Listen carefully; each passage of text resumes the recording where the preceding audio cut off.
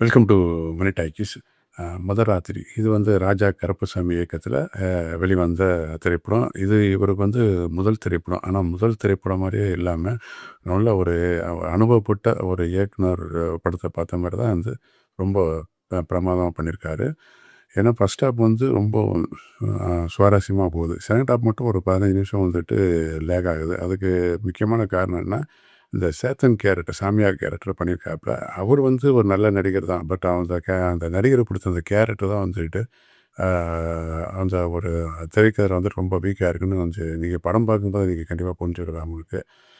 இது என்னென்னா ஒரு சந்தர்ப்ப வாழ்க்கையில் நடந்த ஒரு முக்கியமான சம்பவத்தை வச்சு பாக்யராஜ் சார் வந்துட்டு அஞ்சல் நாட்கள்னு ஒரு படம் பண்ணார். அது ஒரு தாலி சென்டிமெண்ட்டை சொல்லி வந்துட்டு தன்னுடைய காதலியை வந்துட்டு கனவு விட்டுட்டு போகிற மாதிரி அந்த காதலுடைய கேரக்டர் அப்படி வந்து முடிச்சிருப்பார். இதில் வந்து இப்போலாம் வந்து பெருசாக தாலி சென்டிமெண்ட்லாம் கிடையாது. தாலியை கூட கழட்டி வச்சுட்டு போகிற அளவுக்குலாம் கொஞ்சம் பயங்கர நாகரிகமாக வளர்ந்துருச்சு.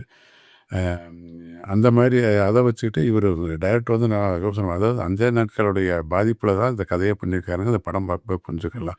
சரி, அப்போ அவர் அப்படி பண்ணார். பட் நம்ம வந்து இந்த கல்ச்சரில் வந்து எப்படி பண்ணலான்னு சொல்லிட்டு யோசித்து தான் அந்த கதையை உருவாக்கி நான் நல்லா புரிஞ்சுக்க முடியும் படம் பார்க்கும்போது. இப்போ என்னென்னா, கல்யாணமே வேணாம்னு இருக்கிற ஒரு கேரக்டரை துபாயில் வேலை பார்க்குறான். அவனை வந்துட்டு வற்புறுத்தி கொண்டு வராங்க, கல்யாணம் சொல்லாமல். இப்போ இவனுக்கு வந்து கல்யாணம் ஆகிற பொண்ணுன்னா அவள் வந்துட்டு ஏற்கனவே வந்துட்டு ஒருத்தவங்க கூட ஓடி போகலான்னு நினச்சிக்கிட்டு இருக்கிற ஒரு கேரக்டர். ஏற்கனவே காதலிச்சு கூட ஓடி போகலான்னு இருக்கிற கேரக்டர். ஆனால் அவனால் வர முடியாத சூழல் உருவாக்கும். இவளுக்கு தாலியாக கல்யாணமும் ஆயிரும், தாலியை கட்டிடுவான். இப்போது இதே மீறி வந்து அவன் லவர் கூட போகலான்னு சொல்லி அவள் ட்ரை பண்ணுறா. இப்போது அந்த விஷயம் தெரிஞ்சுக்கிட்ட அந்த கணவன் வந்துட்டு அந்த காதலோட சேர்த்தானா இல்லையா, என்ன நடந்துச்சுங்கிறது அந்த படத்துடைய முக்கியமான சாராம்சம். இது இன்ட்ரெஸ்டிங்காக படம் டைரக்டர் பண்ணியிருக்காரு.